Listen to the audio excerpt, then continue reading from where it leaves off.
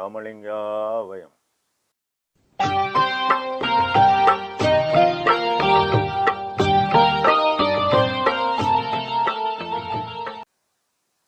அருட்பெரும் ஜோதி அருட்பெரும் ஜோதி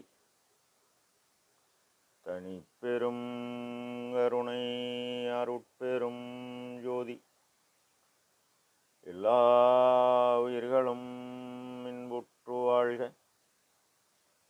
வள்ளல் மலரடி வாழ்க வாழ்க. திருச்சிற்றம்பலம். அருட்பெருஞ்சோதி ஆண்டவரின் பரிபூரண அருளை பெற்ற சர்க்குரு சிதம்பர ராமலிங்க சுவாமிகளின் திருவருளை மனமொழி மெய்யால் போற்றி பணிகின்றேன் தயவுடன். நாம் செய்த செயலின் விளைவாக இன்ப துன்ப அனுபவங்கள் யாவும் வந்து கொண்டே உள்ளது. அப்படி வருகின்ற துன்பம் யாவும் பொறுத்து எல்லா உயிரும் இன்பமாக வாழ எண்ணி நாம் செயல்பட்டாலே நமக்கு ஆன்ம லாபம் கூடும். நம் பெருமான் இறை இன்ப குலைவு என்ற தலைப்பில் 5வது பாடலில் கருத்தில் கருதி கொண்ட எல்லாம் கணத்தில் புரிய எனக்கே மெய் காட்சி ஞான கண் கொடுத்த கண்ணே விடைய கானகத்தே எருதில் திரிந்த கடையனேன் எல்லா உலகும் துல நிலைமேல் ஏற்றி நீயும் நானும் ஒன்றாய் இருக்க புரிந்தாய் என் தாயே. இருத்தி கருத்தில் உன் தயவை எண்ணுந்தோறும் அந்தோ என் இதயம் உருகி தளதள என்று இலகி இலகி தண்ணீராய் அருந்தி பெருநீர் ஆற்றோடு சேர்த்து அன்பு பெருக்கில் கலந்தது நான் அது என்றென்றும் தோற்றாதோ அச்சோ அச்சோ அச்சோவே என இப்பாடலை நம் பெருமான் பதிவு செய்கின்றார்கள்.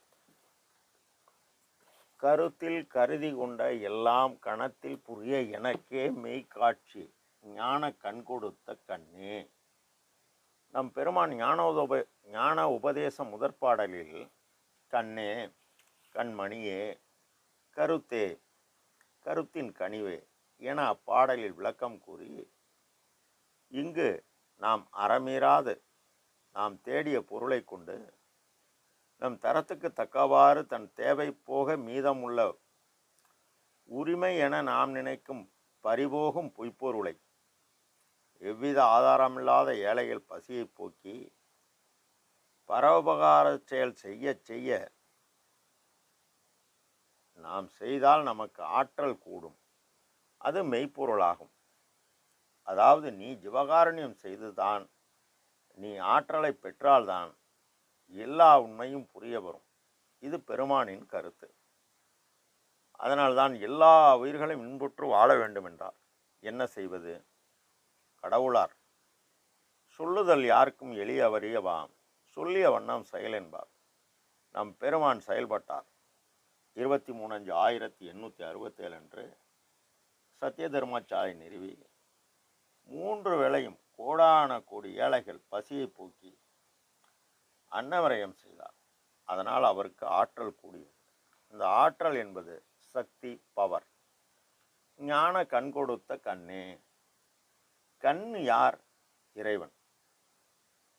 கண்ணில் உள்ள பார்வை ஐயாவுக்கு தயவாகிறது. அதனால் ஏறான் இளமிசை ஏறினார். காற்றின் இயக்கமாகிய மனதின் செயல்பாட்டை ஜீவகாருண்யம் செய்து ஒளி இயக்கமாகிய அறிவுடன் சேர்த்தார். இவ்வாறானில் ஜீவதேவால் ஆற்றல் கூட கூட இறைவனின் உபார சக்தியாகிய அருட்சக்தி கூடி ஆன்மா பிரகாசமடைந்தது. இப்பொழுது இவர் அறிவு பேரறிவு ஆனது.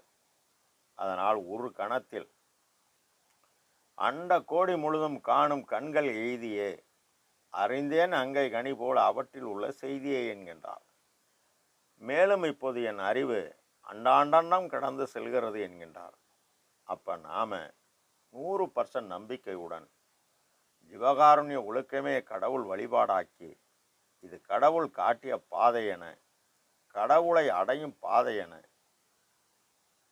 தினசரி பலகாலம் செயல்பட எல்லாம் செயல்கூடும். விடைய கானகத்தே எருதில் தெரிந்த கடையன். உலக இன்பம் நிறைந்த காடு. உலக இன்பம் நிறைந்த காடு. இந்த காடு என்பது இந்த நாடு.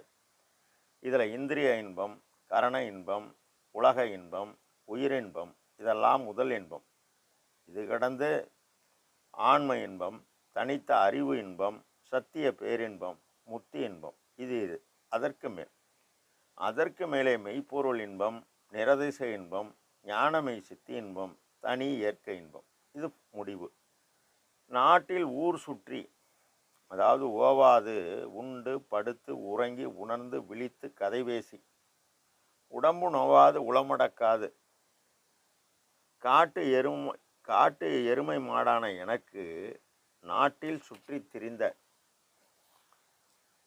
எல்லா உலகும் தொழ நிலைமேல் ஏற்றி இருக்க புரிந்தாய் எந்தாயே. பெருமான் இதுவரை யாரும் எண்ணாத மந்திரம் பெற்றார், எழுதாத மறை பெற்றார், ஏறாத நிலைமேல் ஏறி இறங்காத நிறைவை பெற்றார், பண்ணாத பூஜையிலே படியாத படிப்பை பெற்றார், சாகாத கல்வி பயின்றார். இறைவனின் பூரண அருளை, ஞானசரியை, ஞானக்கிரியை, ஞான யோகம், ஞானத்தில் ஞானமாகிய 16 நிலை கடந்து ஜீவகாருண்யத்தால் பூரண நிலையை பெற்றார். இதனை அகவலிலே ஈரன் நிலையென இயம்பு மேல் நிலையில் பூரண சுகமாய் பொருந்தக்கூடிய மெய்ப்பொருளே என்கின்றார். ஆக ஜீவகாருண்ய ஒழுக்கத்தால் பெற்றுவிட்டார். 17வது நிலை அருள். அருள் என்பது கடவுள் தயவு. 18வது நிலை கடவுள் நிலையறிந்து அம்மையமாதல். ஜீவகாருண்யம் என்பது ஜீவர்கள் தயவு. நம் சர்க்குரு கோடான கோடி ஏழைகள் பசியை அன்னவரயம் செய்து இறைவனின் தயவு பெரிய தயவை பெற்றுவிட்டார். அதனால் கடவுள் நிலையறிந்து அம்மையமாய்க்குள்ளார். அதனால்தான் இறைவன் நம் பெருமானை எல்லோரும் துதிக்க தக்கோன் என வைத்துள்ளான்.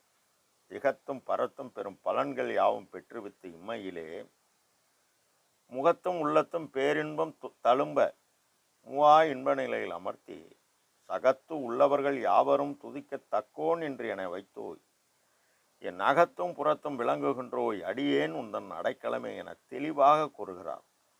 அறியாமையால் வள்ளலாரை வணங்கக்கூடாது என்று கூறுவது தவறு. அவர் அறியாமையால் அதை அவர் உணராமல் அடுத்தவரை வணங்கக்கூடாது என்பது அவருக்கு தான் பாவம் சேர்க்குமே தவிர நம் பெருமானுக்கு எதுவும் கிடையாது. இறைவனே கூறுகிறார்.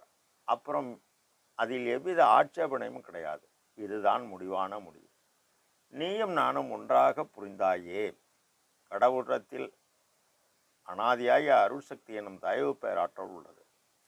அதை அவர் கூறியபடி ஜீவகாருண்ய ஒழுக்கம் நின்று அன்னவிரயம் செய்து சிறிய தயவால் பெரிய தயவு ஆகிய அருஜோதி அருள் சக்தி பெற்றுவிட்டார்.